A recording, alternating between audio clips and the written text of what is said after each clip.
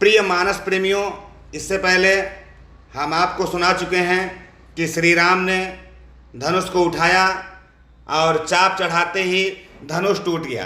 अब आगे की कथा सुनिए कि शंकर चापु जहाजु सागरु रघुबर बाहुबलु बूढ़सु सकल समाजु चढ़ाजु प्रथम ही मोह बस।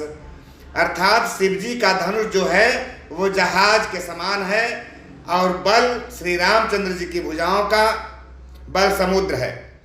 धनुष टूटने से वो सारा समाज डूब गया जो मोहबस पहले इस जहाज पर चढ़ा था, जिसका वर्णन ऊपर आया है।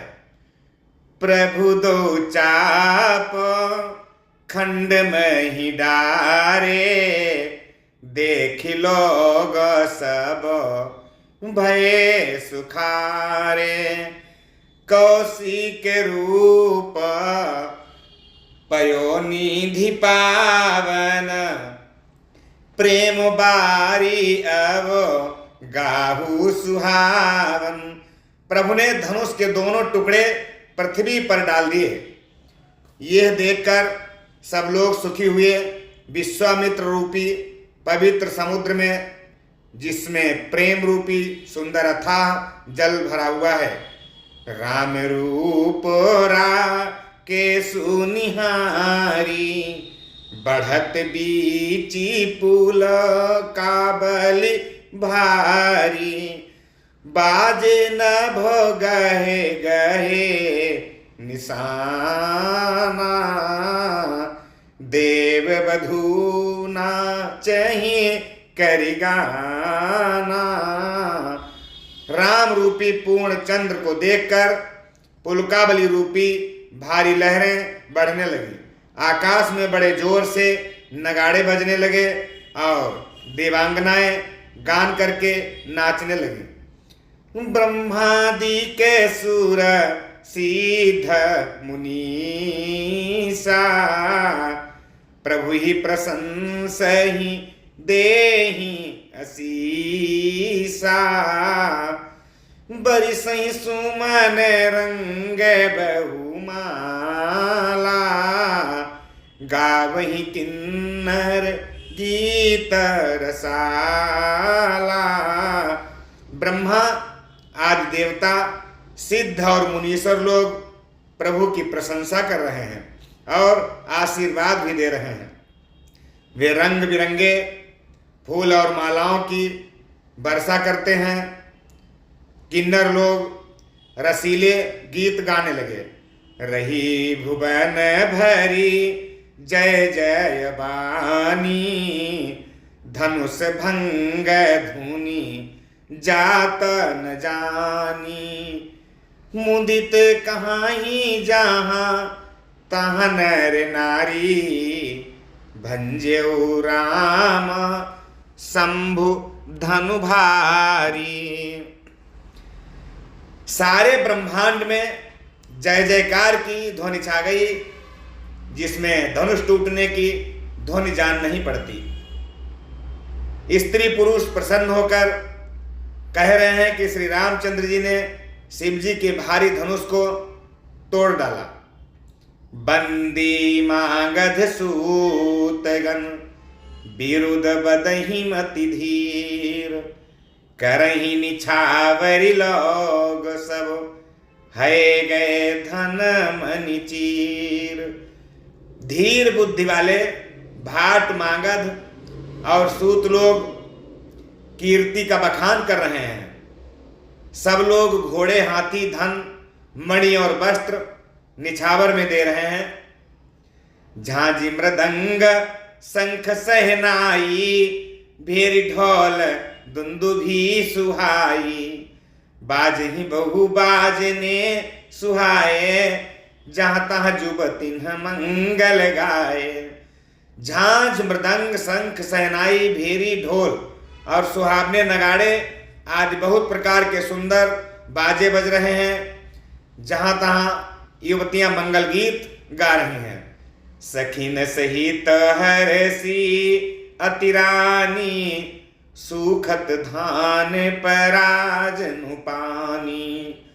जनक लहेऊ सुखु सोचु बिहाई, तैरत थके था जनु पाई। सखियों सहित रानी बहुत हर्षित हो गई, ऐसे जैसे कि सूखे हुए धान पर पानी पड़ गया हो। जनक जी ने अपना सोच त्याग कर बड़ा सुख प्राप्त किया। ऐसा लगा कि जैसे तैरते तैरते थके हुए पुरुष ने थाह पाली हो। श्रीहत भय भूप धनु टूटे, दजय से दिवस दीप छवि छूटे। सिय सुख ही बर निय के ही भांति, जनु चात की पाई जल स्वाति। धनुष टूट जाने पर राजा लोग इस तरह से श्रीहीन हो गए, निस्तेज हो गए, जैसे कि दिन में दीपक की शोभा नहीं होती। सीता जी का सुख किस प्रकार वर्णन किया जाए, ऐसा लग रहा है जैसे चातकी स्वाति का जल पाकर प्रसन्न हो गई हो। राम ही लखनु बिलोकत कैसे, शशि चकोर किशोर कुजैसे। सतानंद तब आय सुदीन्हा, सीता गमनु राम पहि कीन्हा। श्री राम जी को लक्ष्मण जी किस प्रकार से देख रहे हैं? ऐसे देख रहे हैं जैसे चंद्रमा को चकोर का बच्चा देख रहा हो। तब सतानंद जी ने आज्ञा दी और सीता जी ने श्री राम जी के पास गमन किया। संग सखी सुंदर चतुर गावही मंगल चार। गवनी बाल मराल गति सुषमा अंग अपार। हाथ में सुंदर चतुर सखियां मंगलाचार के गीत गा रही हैं और थालियां हाथ में पकड़े हुए हैं। सीता जी बाल हंसनी की चाल से चली, उनके अंगों में अपार शोभा है। सखिन माध्य सिय सोहति कैसे, छबिगन माध्य महाछवि जैसे। कर सरोज जयमाल सुहाई, विश्व विजय शोभा जहि पाई। सखियों के बीच में सीता जी इस तरह से शोभा पा रही हैं जैसे बहुत सी छवियों के बीच में कोई महाछवि हो। करकमल में सुंदर जयमाला है जिसमें विश्व विजय की शोभा छाई हुई है। तन सकोचु मन परम उछाऊ, गूढ़ प्रेम लखी परई न काऊ। जाई समीप राम छवि देखी, रही जन कुंवरी चित्र रेखी। सीता जी के शरीर में थोड़ा सा संकोच है पर मन में बड़ा उत्साह है। उनका यह गुप्त प्रेम किसी को जान नहीं पड़ रहा है। पास में जाकर श्री राम जी की शोभा देखकर राजकुमारी सीता जी जैसे चित्र में लिखी सी रह गई। चतुर सखी लखी कहा बुझाई, पहिरा बहु जय माल सुहाई। सुनत जुगल कर माल उठाई, प्रेमो विवश पही राई न जाई। चतुर सखी ने ये दशा देखकर समझाकर कहा, सुहागनी जयमाला पहनाओ। ये सुनकर सीता जी ने दोनों हाथों से माला उठाई, परंतु प्रेम में विवश होने से उनसे वो माला पहनाई नहीं जा रही है।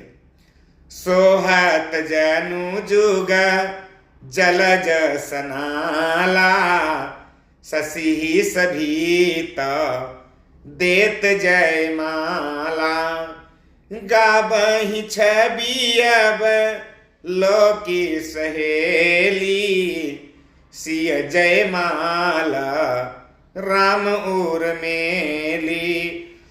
उस समय उनके हाथ ऐसे सुशोभित हो रहे थे जैसे डंडियों सहित दो कमल चंद्रमा को डरते हुए जयमाला दे रहे हों। ये छवि को देखकर, ऐसी दशा देखकर सखियां गाने लगीं। तब सीता जी ने श्री रामचंद्र जी के गले में जयमाला पहना दी। रघुबर उर जयमाल देखि देव बरसहि सुमन, सकुचे सकल भुआल जनु बिलो की रवि कुमुदगन। श्री रघुनाथ जी के हृदय पर जयमाला देखकर देवता लोग फूलों की बारिश करने लगे। समस्त राजागण इस प्रकार संकोच करने लगे जैसे सूर्य को देखकर कुमुदों का समूह सिकुड़ गया हो। पुरयरु व्योम बाजने बाजे, खल भय मलिन साधु सब राजे। सुर किन्नर नर नागे मुनीसा, जय जय जय कही देही असीसा। नगर और आकाश में बाजे बजने लगे। दुष्ट लोग बड़े उदास हुए और सज्जन लोग बड़े प्रसन्न दिखाई दिए। देवता, किन्नर, मनुष्य, नाग और मुनीश्वर जय जयकार करके वर और वधू को आशीर्वाद दे रहे हैं। नाचहि गावहि विबुध बधूटी, बार बार कुसु मांजलि छूटी। जहाँ तहाँ विप्र वेद धुनि करहि, बंदी बिरिदा बलियो चरहि। देवताओं की स्त्रियां नाचती और गाती हैं, बार बार हाथों से पुष्पों की वर्षा करती हैं और ब्रह्म वेद ध्वनि कर रहे हैं। भाट लोग बिरुदावली का बखान कर रहे हैं। मही पाताला नाक जसु व्यापा, राम बरीसिया भंजे उचापा। करहिया रेती पुर नर नारी, देहि निछावरी वित्त विसारी। पृथ्वी, पाताल और स्वर्ग तीनों लोकों में यश फैल गया। क्या यश फैल गया कि श्री रामचंद्र जी ने धनुष को तोड़ दिया और सीता जी को वरण कर लिया। नगर के नर नारी लोग आरतियां उतार रहे हैं और अपनी हैसियत को भुलाकर सामर्थ्य से कहीं ज्यादा निछावर कर रहे हैं।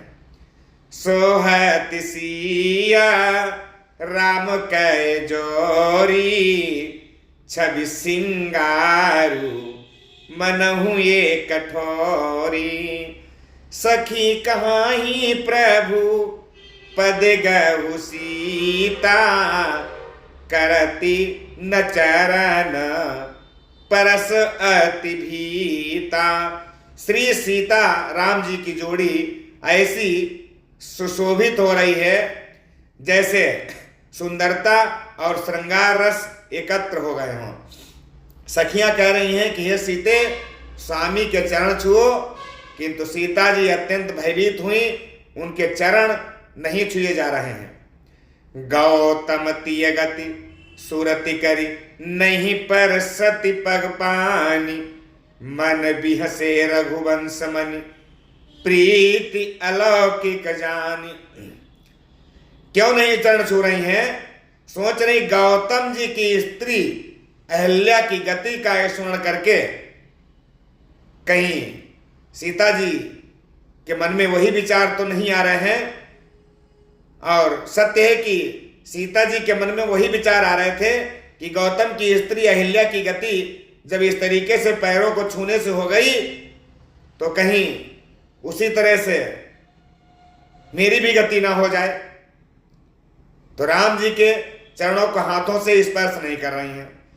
सीता जी की अलौकिक प्रीति जानकर रघुकुल मणि श्री रामचंद्र जी मन में थोड़ा सा मुस्कराए, हंसे।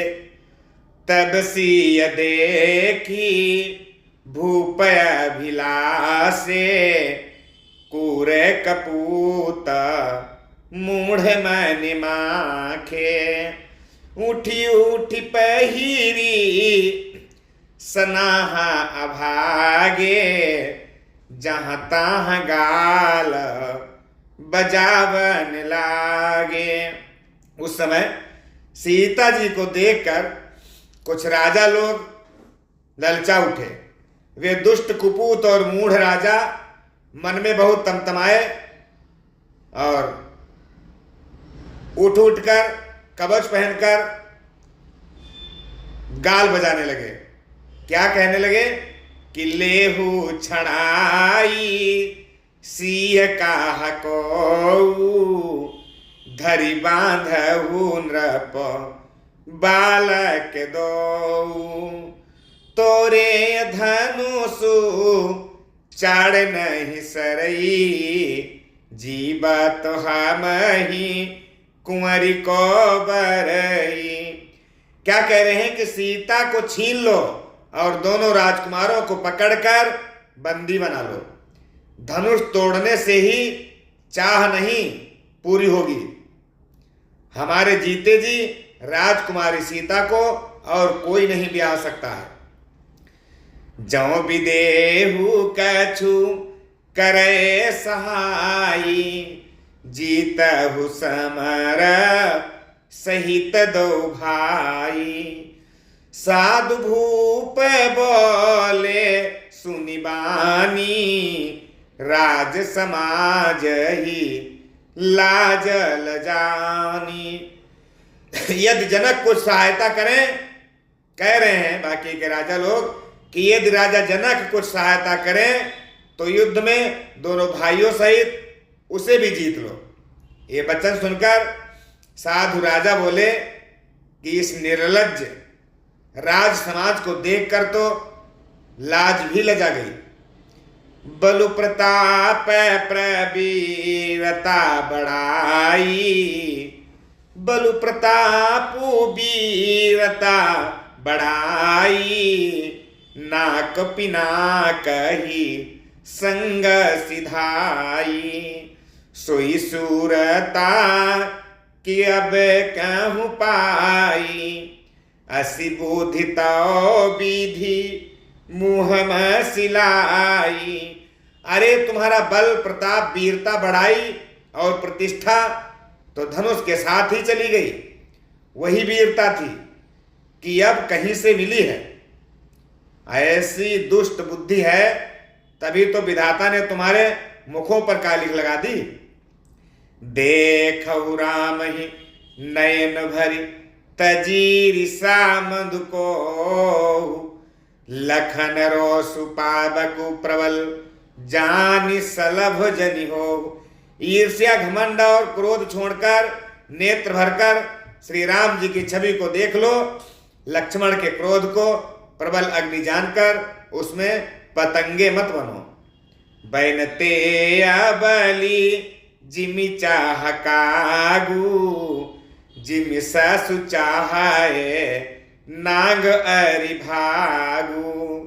जिमि चाह कुशला अकारण को ही सब संपदा चाहे सी बद्रोही। जैसे गरुड़ का भाग कौवा चाहे, सिंह का भाग खरगोश चाहे, बिना कारण ही क्रोध करने वाला, अपनी कुशल चाहे, शिवजी से विरोध करने वाला, सब प्रकार की संपत्ति चाहे, लोभी लालची सुंदर कीर्ति चाहे, कामी मनुष्य निष्कलंकता चाहे, तो क्या पा सकता है। और जैसे श्री हरि के चरणों में विमुख मनुष्य परम गति चाहे, हे राजाओं, सीता के लिए तुम्हारा लालच भी वैसा ही व्यर्थ है। लोभी लोलुप कला कीरति चाहाई, अकलंकता की कामी लाहाई। हरिपद विमुखा परम गति चाहा, तस तुम्हार लालचु नर नाहा। कोलाहलु सुनी सिया सकानी, सखी लबाई गई जहरानी। रामो सुभाए चले गुरु पाही, सिय सनेहु बरनत मन माही। कोलाहल सुनकर सीता जी शंकित हो गई। तब सखियां उन्हें वहां ले गई जहां रानी सीता जी की माता थी। श्री रामचंद्र जी मन में सीता जी के प्रेम का बखान करते हुए स्वाभाविक चाल से गुरु जी के पास पहुंचे। रानी न सहित सोच बस सिया, अब धौ विधि काह करनिया। भूप बचन सुनी इत उत कहीं, लखनु राम डर बोली न सकहीं। रानियों सहित सीता जी दुष्ट राजाओं के दुर्वचन सुनकर सोच के बस हो गई। सोचने लगी कि ना जाने विधाता अब क्या करने वाले हैं। राजाओं के वचन सुनकर लक्ष्मण जी इधर उधर ताकते हैं, किंतु श्री रामचंद्र जी के डर से कुछ भी बोल नहीं पा रहे हैं। अरुण नयन भ्रकुटी कुटिल, चितवत नृपन सकोप। मनहु मत गजगन निरखी, सिंह किशोर ही चोप। उनके नेत्र लाल और भौएं टेढ़ी हो गईं और वे क्रोध से राजाओं की ओर देखने लगे, मानो मतवाले हाथियों का झुंड देखकर सिंह के बच्चे का जोश बढ़ गया हो। खरे भैरु देखी बिकल पूर नारी, सब मिल देही मही पनगारी। तिहिया बसर सुनी शिव धनु भंगा, आये भृगुकुल कमल पतंगा। खलबली देखकर जनकपुरी की स्त्रियां बड़ी व्याकुल हो गईं और सब मिलकर राजाओं को गालियां देने लगी। उसी मौके पर शिवजी का धनुष का टूटना सुनकर भृगुकुल रूपी कमल के सूर्य परशुराम जी भी वहां जाकर के पहुंच गए। देखी समीप सकल सकुचाने, बाज झपट जनुलबा लुकाने। गौर शरीर भूति भल भ्राजा, भाल विशाल त्रिपुंड विराजा। इन्हें देखकर सब राजा सकुचा गए, मानो बाज के झपटने पर बटेर छिप गए हों। गोरे शरीर पर विभूति भस्म बड़ी छज रही है और विशाल ललाट पर त्रिपुंड विशेष शोभा दे रहा है। शीस जटा शशि बदनु सुहावा, ऋषबास का छूका अरुण होइयावा। भ्रकुटी कुटीला नयन रिसराते, सहजहु चितवत बनहु रिसाते। सिर पर जटा है, सुंदर मुख चंद्र क्रोध के कारण कुछ लाल हो गया है। भौएं टेढ़ी और आंखें क्रोध से लाल हो चुकी हैं। सहज ही देखते हैं तो भी ऐसा जान पड़ता है मानो वो बड़े क्रोधित हों। वृषभ कंधे उरे बाहु विशाला, चारु जनेऊ माल मृग छाला। कटि मुनि बसन तूने दुई बांधे, धनुषर कर कुठारु कल कांधे। बैल के समान ऊंचे और पुष्ट कंधे हैं, छाती और भुजाएं बड़ी विशाल हैं, सुंदर यज्ञोपवीत धारण किए, माला पहने और मृगचर्म लिए हुए हैं। कमर में मुनियों का वस्त्र बलकल और 2 तरकस बांधे हुए हैं, हाथ में धनुष बाण और कंधे पर फरसा धारण किए हुए हैं। शांत बेसु करनी कठिन, बरनी न जाई स्वरूप, धरी मुनि तनु जनु वीर रसु, आयु जहां सब भूप। शांत वेश है परंतु करनी बड़ी कठोर है, स्वरूप का वर्णन नहीं किया जा सकता है। मानो वीर रस ही मुनि का शरीर धारण करके जहां सब राजा लोग थे वहां पहुंच गए। देखत भृगुपति बेसु कराला, उठे सकल भय बिकल भुआला। पितु समेत कही कही निज नामा, लगे करन सब दंड प्रणामा। परशुराम जी का भयानक वेश देखकर सब राजा भय से व्याकुल हो उठे और उठकर खड़े हो गए। सभी पिता के सहित अपना नाम बता बताकर उनको दंडवत प्रणाम करने लगे। जेहि सुभाए चित बही तु जानी, सो जानई जैनु आई खुटानी। जनक बहोरी आई सिरुनाबा, सिय बुलाई प्रणाम करावा। परशुराम जी हित समझकर भी सहज ही जिसकी ओर देख लेते थे वो समझता है कि मानो मेरी आयु पूरी हो गई। फिर जनक जी ने आकर उनको सिर नवाया और सीता जी को बुलाकर उनसे भी मुनि को प्रणाम कराया। आशीष दीन्ही सखी हरसानी, निज समाज लय गई सयानी। विश्वामित्र मिले पुनियाई, पद सरोज मेले 2 भाई। परशुराम जी ने सीता जी को आशीर्वाद दिया, सखियां बड़ी खुश हो गईं और वहां सब अधिक देर ठहरना उचित न समझकर सयानी सखियां उनको अपने मंडप में अपने साथ ले गईं।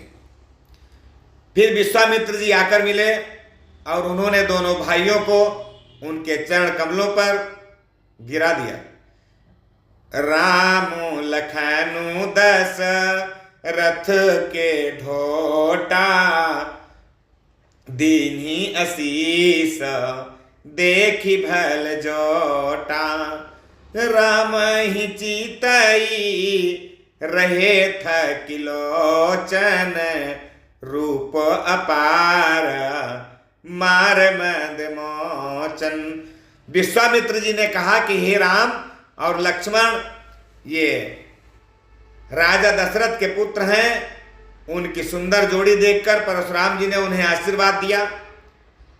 काम के भी मंद को छुड़ाने वाले श्री रामचंद्र जी के अपार रूप को देखकर उनके नेत्र एकदम स्तंभित हो गए। बहुरी बिलोकी विदेह सन, काहु काहति भीर। पूछत जानि अजान जिमि, व्याप्यो को पुशरीर। फिर सब देखकर जानते हुए भी अनजानों की तरह राजा जनक जी से पूछते हैं कि कहो ये बड़ी भारी भीड़ कैसी है। उनके शरीर में थोड़ा सा क्रोध भी छा गया। समाचार कही जनक सुनाए, जेहि कारण महीप सब आए, सुनत बचन फिरी अनत निहारे, देखे चाप खंड मही डारे। जिस कारण सब राजा आए हुए थे, राजा जनक ने वो सारा समाचार उनको सुना दिया।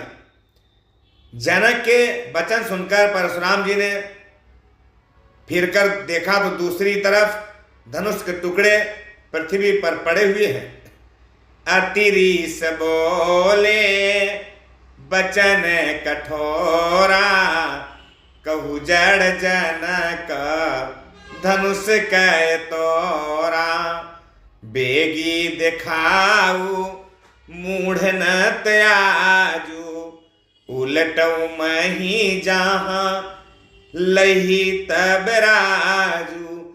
अत्यंत क्रोध में भरकर वे कठोर वचन बोले। कहा कि रे मूर्ख जनक, ये बता कि ये धनुष किसने तोड़ा, उसे शीघ्र सामने लेके आओ, नहीं तो आज मैं जहां तक तेरा राज्य है वहां तक की पृथ्वी उलट पुलट कर दूंगा। यति डरू तैरू देता नृपुनाही, कुटिल भूप हर से मन माही। सुर मुनि नाग नगर नर नारी, सोच ही सकल त्रास उर भारी। राजा को अत्यंत डर लगा, जिसके कारण वे उनकी बात का कोई उत्तर नहीं दे सके। ये देखकर कुटिल राजा मन में बड़े प्रसन्न हुए। देवता, मुनि, नाग और नगर के स्त्री पुरुष सभी सोच करने लगे। सबके हृदय में बहुत बड़ा भय व्याप्त हो गया।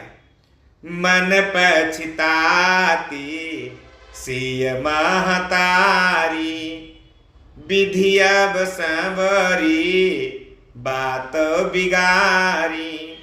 भृगुपति कर सुभाउ सुनि सीता, अरध निमेष कलप सम बीता। सीता जी की माता मन में पछता रही हैं कि हाय विधाता ने अब बनी बनाई बात बिगाड़ दी। परशुराम जी का स्वभाव सुनकर सीता जी को आधा क्षण तक कल्प के समान बीता। सभय बिलो के लोग सब जान जान की भीर, हृदय न हरसु विषादु कछु बोले श्री रघुवीर। तब श्री रामचंद्र जी सब लोगों को भयभीत देखकर और सीता जी को डरी हुई जानकर बोले कि उनके हृदय में ना कुछ हर्ष था और न ही विषाद था। और क्या बोले कि नाथ शंभु धनु भंजनिहारा, होई ही केऊ एक दास तुम्हारा। आय सुकाह कहिए किन मोही, सुनि रिसाई बोले मुनि को ही। कहा कि हे नाथ, शिवजी के धनुष को तोड़ने वाला आपका कोई एक दास ही होगा। आज्ञा क्या है, मुझसे क्यों नहीं कह सकते।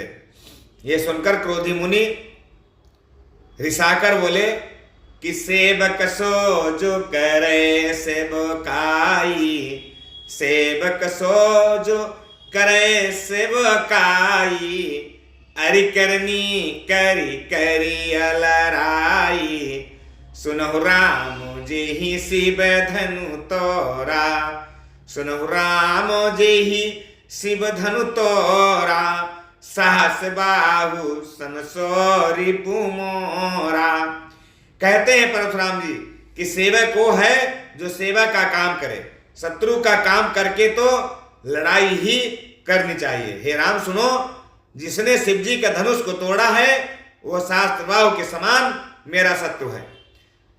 सो बिलगाऊ बिहाई समाजा, सो बिलगाऊ बिहाई समाजा, नत मारे जय हैं सब राजा। तो सुनि मुनि बचन लखन मुस्काने, सुनि मुनि बचन लखन मुस्काने, बोले परसु धरहि अपमाने। वो इस समाज को छोड़कर अलग हो जाए, नहीं तो सभी राजा एक साथ मारे जाएंगे। मुनि के यह वचन सुनकर लक्ष्मण जी थोड़ा सा मुस्कुराए और परशुराम जी का अपमान करते हुए बोले कि बहु धनु ही तोरी लरिकाई, अब कबहु न असिरिस कीन्हि गोसाई। तो यही धन पर ममता के ही हेतु, सुनि रिसाई कहा भृगुकुल के तुम। कहते हैं लक्ष्मण जी की हे गोसाई, लड़कपन में हमने बहुत सी धनुइयां तोड़ डाली, किंतु आपने ऐसा क्रोध तो कभी नहीं किया। इसी धनुष पर आपकी इतनी ममता किस कारण से है? ये सुनकर भृगुवंश की ध्वजा स्वरूप परशुराम जी कुपित होकर कहने लगे। क्या कहने लगे कि रे नृप बालक कालवश, बोलत तो हिन संहार, धनु ही सम त्रिपुरार धन, विदित सकल संसार। रे नृप बालक कालवश, बोलत तो हिन संहार, धनु ही सम त्रिपुरारि धन, विदित सकल संसार। अरे ओ राजा पुत्र, काल के बस होने से तुझे बोलने में कुछ भी होश नहीं है। सारे संसार में विख्यात शिव जी का ये धनुष क्या धनु ही के समान है? लखन कहा हंसी हमरे जाना, सुनहु देव सब धनुष समाना। काछति लाभ जून धनु तोरे, देखा राम नयन के भोरे। लक्ष्मण जी ने हंसकर कहा कि हे देव सुनिए, हमारे समझ से तो सभी धनुष एक ही समान है। पुराने धनुष को तोड़ने में क्या लाभ और क्या हानि? श्री रामचंद्र जी ने तो इसे नया समझ करके धोखे से देख लिया था। तो बाद में हुआ क्या कि अछुत टूटे रघुपति हुने दोसु, छुत टूटे रघुपति हुन दोसु, मुनि बिनु काज करिय कतरोसु। बोले चितई परसु की ओरा, रेसठ सुने ही सुभाऊ न मोरा। फिर ये तो छूते ही टूट गया, इसमें रघुनाथ जी का भी कोई दोष नहीं है। मुनि आप बिना कारण ही यहां पर किस लिए क्रोध कर रहे हैं? परशुराम जी अपने फरसे की ओर देखकर बोले कि रे दुष्ट, तूने मेरा अभी तक स्वभाव नहीं सुना।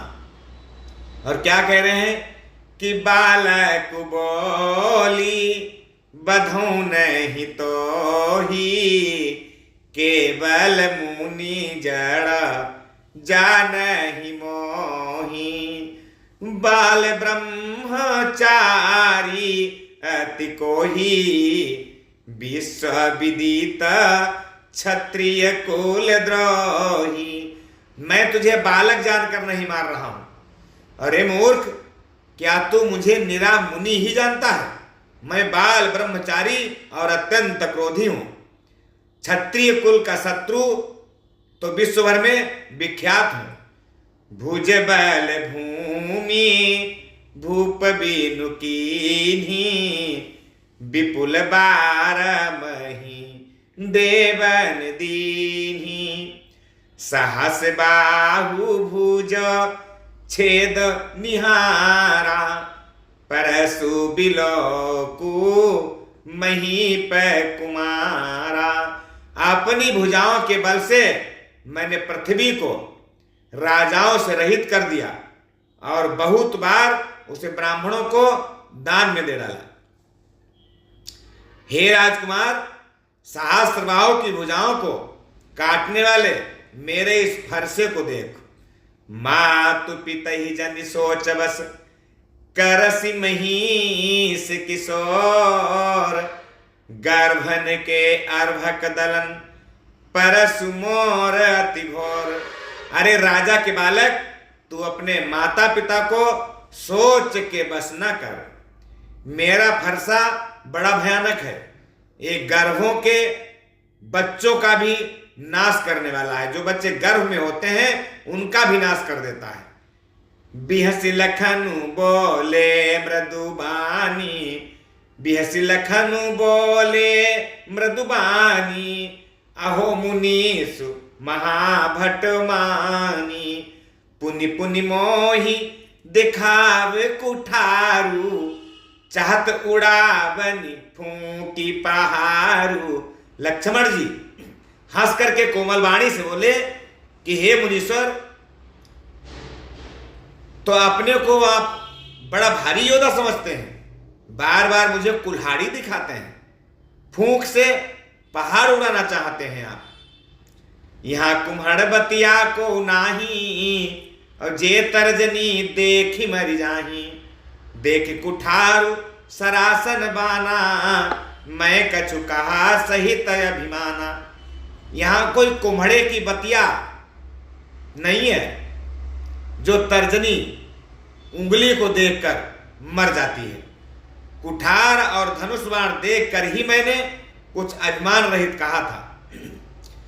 भृगुसुत समुझी जनेऊ बिलोकी, जो कछु कहाहु सहौरि सरोकी, सुर महिसुर हरिजन अरुगाई, हमरे कुलई न परन सुराई।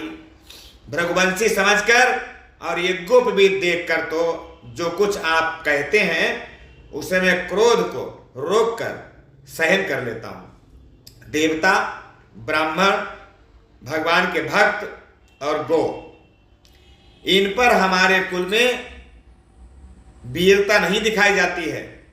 इन पर कभी हम लोग वार नहीं करते हैं। बधे पापु अपकीरति हारे, मारते हूं पापरिय तुम्हारे, कोटि कुलिस सम बचन तुम्हारा, व्यर्थ धरहु धनुबान कुठारा।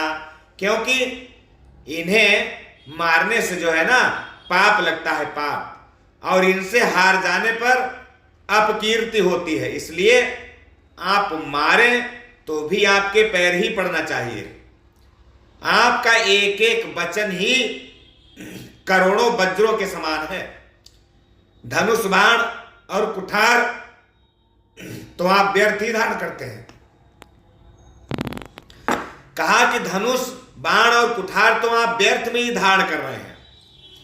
जो बिलो की अनुचित कहूं क्षमहु महामुनि धीर, सुनि सरोस भृगुवंश मनि बोले गिरा गभीर।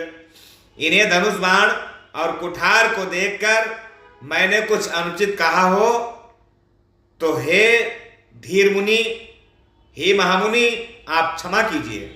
ये सुनकर भृगुवंश मणि परशुराम जी क्रोध के साथ कुछ गंभीर वाणी इस तरह से बोले कि कौशिक सुनहु मंदेहु बालकु, कुटिल काला बस निज कुल घालकु, भानुवंशरा केश कलंकु, निपट निरंकुश अबुधय शंकु।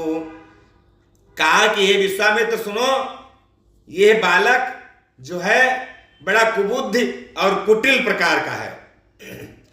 काल के बस होकर ये अपने कुल का घातक बन रहा है। यह सूर्यवंश रूपी पूर्णचंद्र का कलंक है। यह बिल्कुल उद्दंड और मूर्ख एवं निडर है। काल कबल होई छन माही, कहूं पुकारी खोरी मोहि नाही, तुम हट कहु जाओ चाहु उबारा, कही प्रताप बलुरोसु हमारा। अभी क्षण भर में ये काल का ग्रास बन जाएगा, काल के मुंह में चला जाएगा। मैं पुकार कर कह देता हूं फिर मुझे दोष मत देना। यदि तुम इसे बचाना चाहते हो तो हमारा प्रताप, बल और क्रोध बतलाकर इसे शांत करिए। लखन कहो मुनि सुजस तुम्हारा, लखन कहो मुनि सुजस तुम्हारा, तुम्हीं अछत को बरने पारा, अपने मुँह तुम आपन करनी, बार अनेक भांति बहु बरनी। लक्ष्मण जी ने कहा कि हे मुनि, आपका श्वेश आपके रहते दूसरा कौन वर्णन कर सकता है? आपने अपने ही मुंह से अपनी करनी अनेकों बार बहुत प्रकार से वर्णन की है। नहीं संतोषु तपुनि कछु काहू, जनिरी सरो की दुसाह दुख साहू, वीर व्रती तुम धीर अछोभा, गारी देत न पाबहु शोभा। इतने पर भी संतोष ना हुआ हो तो फिर कुछ और कह डालिए। क्रोध रोककर असह दुख मत करिए। सही है, आप वीरता का व्रत धारण करने वाले, धैर्यवान और क्षोभ रहित हैं। गाली देते हुए आप शोभा नहीं पाते। सूर समर करनी करही, कही न जना वही आप, विद्यमान रन पाई रिपु कायर कथही प्रताप। सूरवीर तो युद्ध में कर्मी करते हैं, सूरवीरता का कार्य करते हैं, परंतु इस तरह से कहकर अपने को जनाते नहीं हैं। शत्रु को युद्ध में उपस्थित पाकर कायर ही अपने प्रताप और यश की डींग मारा करते हैं, तारीफ किया करते हैं, बड़ाई किया करते हैं। तुम तो कालू हाक जनुलावा, बार बार मोहि लागी बोलावा, सुनत बचन सुनत लखन के बचन कठोरा, परसु सुधारी धरेहु कर घोरा।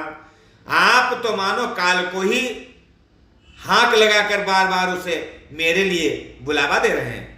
लक्ष्मण जी के कठोर वचन सुनते ही परशुराम जी ने अपने भयानक फरसे को सुधार कर हाथ में लहराते हुए बोले कि अब जैनि देई दोष मोहि लोगु, कटुवादी बालकु बध जोगु, बाल बिलो की बहुत मैं बाचा, अब ये हुमर निहार भाषाचा।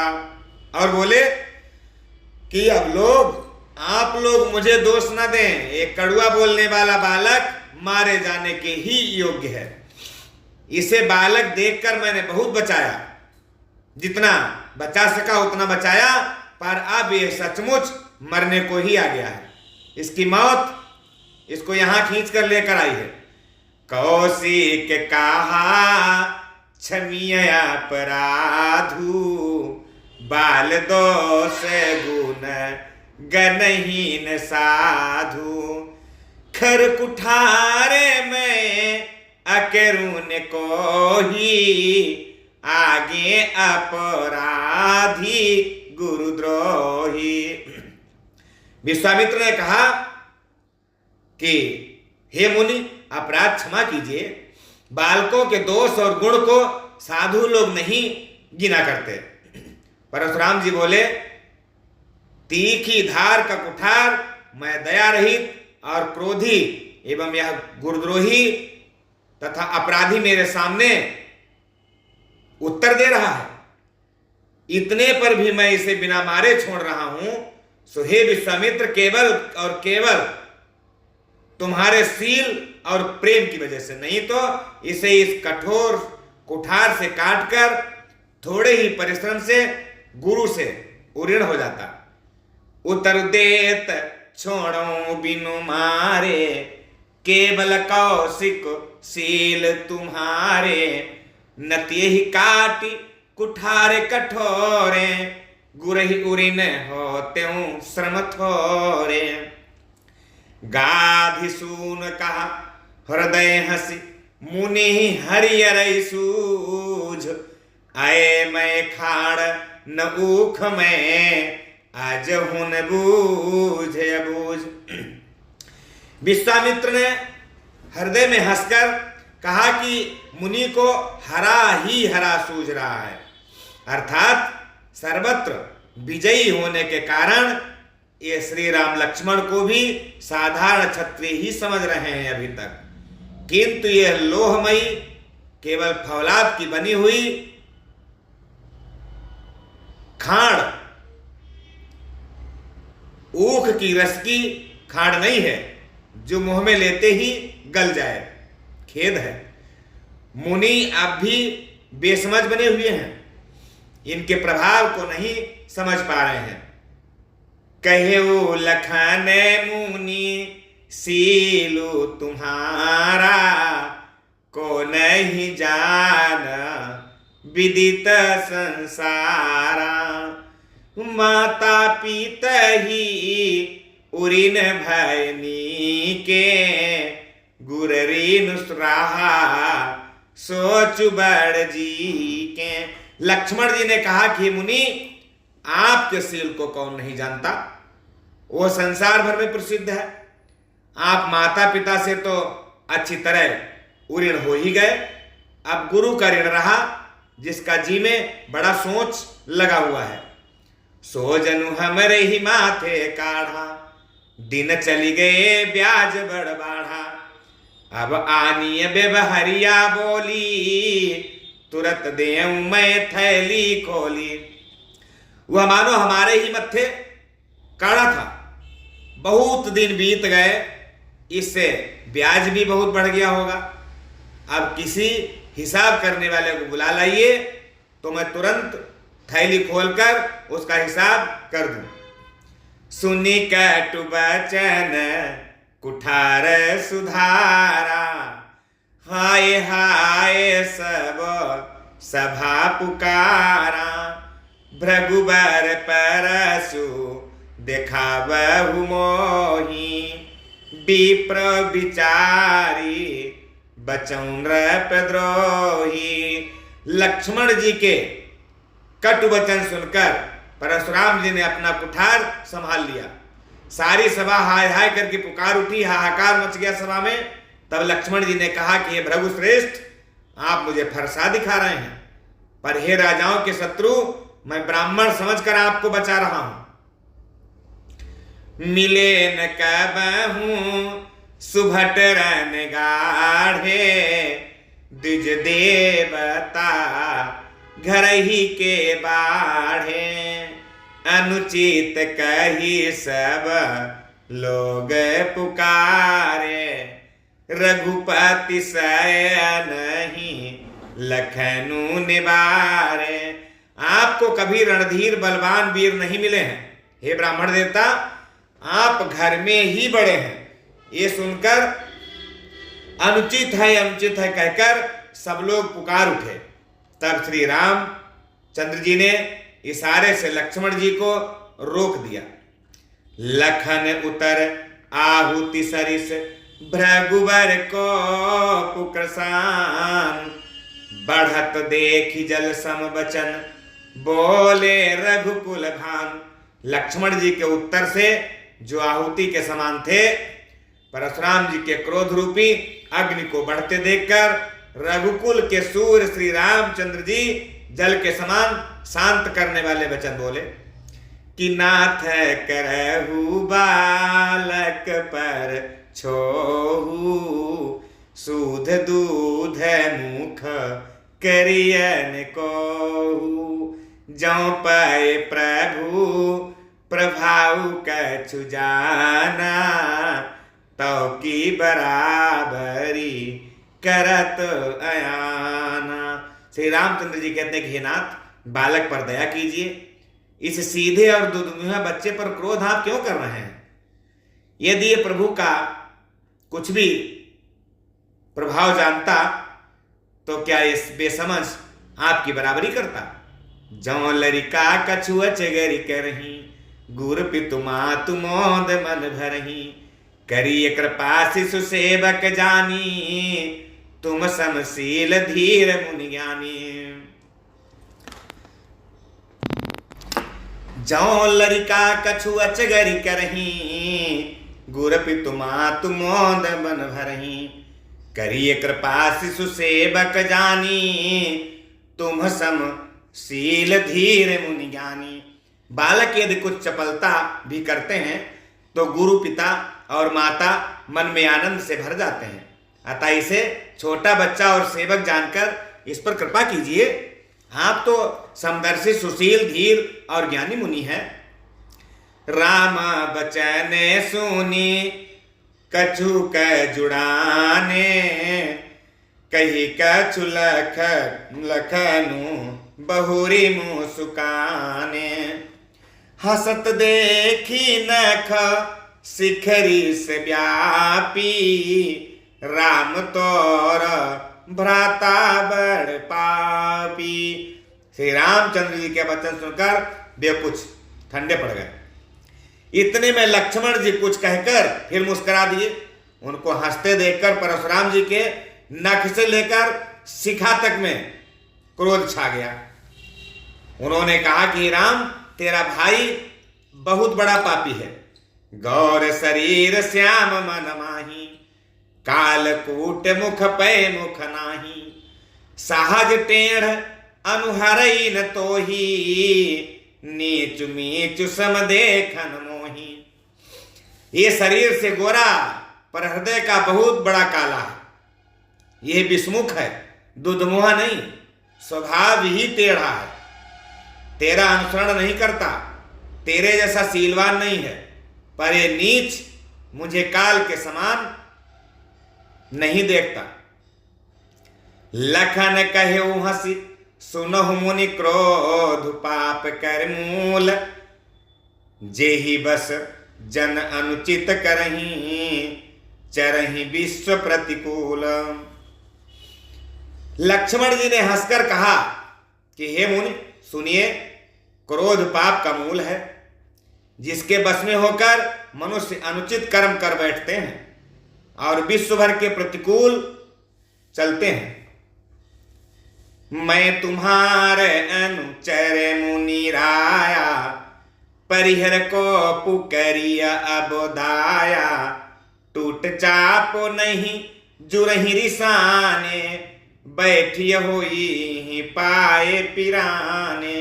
कहा कि हे मुनिराज, मैं आपका दास हूं। आप क्रोध त्याग कर दया कीजिए। टूटा हुआ धनुष क्रोध करने से नहीं जुड़ सकेगा। खड़े खड़े पैर दुखने लगे होंगे, आप बैठ जाइए।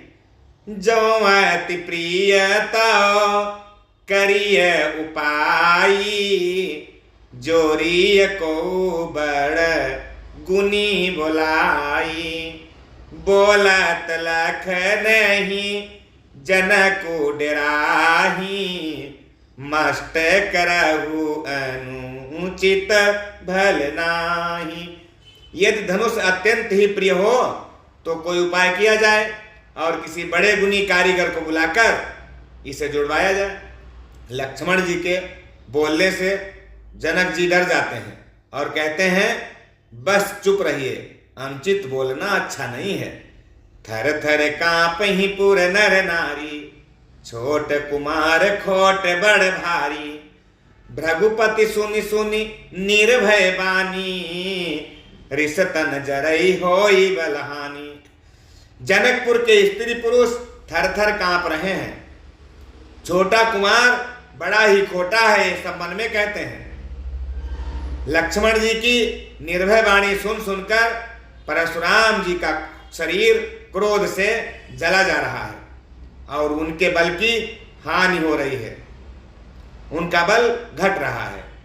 बोले राम ही देई निहोरा, बचऊं बिचारी बंधु लघु तोरा। मनुमलीन तनु सुंदर कैसे, बिसरस भरा कनक घटु जैसे। तब श्री रामचंद्र जी पर एहसान जानकर परशुराम जी बोले, कहते हैं कि तेरा छोटा भाई समझकर मैं इसे बचा रहा हूं। ये मन का मैला और शरीर का कैसा सुंदर दिख रहा है, जैसे विष के रस से भरा हुआ सोने का घड़ा हो। सुनी लक्ष्मण बिहसे बहुरी, नयन तरे रे राम। गुर समीप गवने सकुचि, परिहरि बानी वाम। ये सुनकर लक्ष्मण जी फिर हंसे। तब श्री रामचंद्र जी ने तिरछी नजर से उनकी ओर देखा, जिससे लक्ष्मण जी सकुचाकर विपरीत बोलना छोड़कर और गुरु जी के पास चले गए। अति विनीत मृदु शीतल वाणी, बोले राम जोरी जुगे पानी। सुनो नाथ तुम सहज सुजाना, बालक बचनु करिए नहीं काना। श्री रामचंद्र जी दोनों हाथ जोड़कर अत्यंत विनय के साथ कोमल और शीतल वाणी बोले, कहा कि हे नाथ सुनिए, आप तो स्वभाव से ही सुजान हैं, आप बालक के वचन पर ध्यान मत दीजिए, उसे सुना का अनसुना कर दीजिए।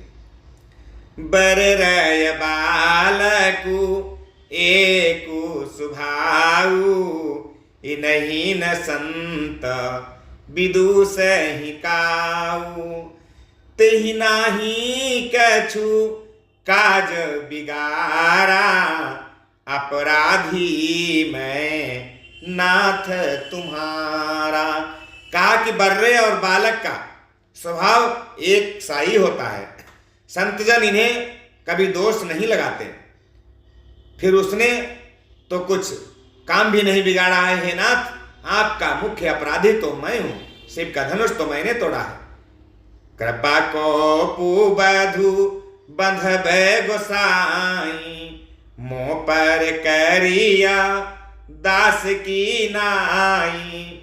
कही बेगी जेही विधि सजाई, मुनि नायक सोई करऊं उपाई। अतः हे स्वामी, कृपा, क्रोध, बध और बंधन जो कुछ करना हो दास की तरह मुझ पर कीजिए। जिस प्रकार से शीघ्र आपका क्रोध दूर हो, हे मुनिराज बताइए मैं वही उपाय करूं। कहा मुनि राम जाई ऋष कैसे, अजहू अनुज तब चितब अनैसे। यही के अकंठ कुठारू न दीन्हा, तो मैं कहा को पुकार कीन्हा। मुनि ने कहा कि हे राम, क्रोध कैसे जाए, अब भी तेरा छोटा भाई टेढ़ा ही ताक रहा है। इसकी गर्दन पर मैंने कुठार न चलाया तो क्रोध करके किया ही क्या। गारव श्रमहि अबनि परमनि, सुनि कुठार गति घोर। परसु अछत देखऊं जियत, बैरी भूप किशोर।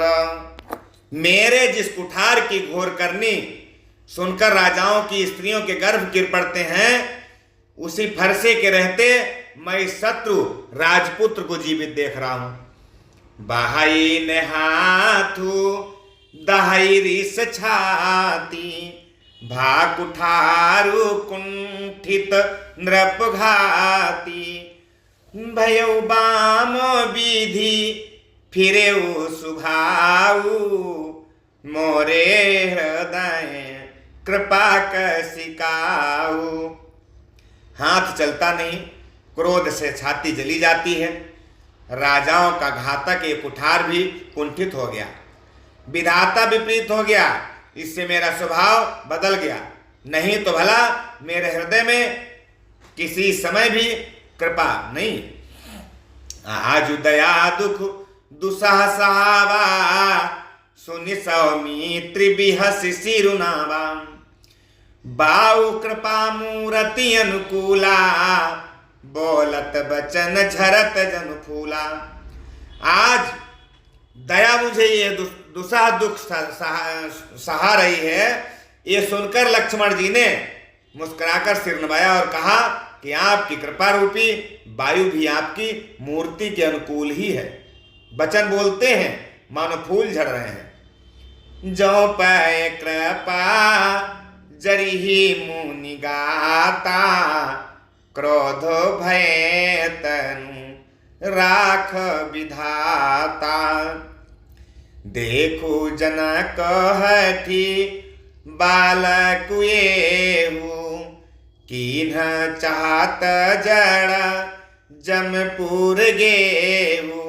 हे मुनि, यदि कृपा करने से आपका शरीर जला जाता है तो क्रोध होने पर तो शरीर की रक्षा विधाता ही करेंगे। परशुराम जी ने कहा कि हे जनक, देखे मूर्ख बालक हट करके यमपुरी में जाना चाहता है।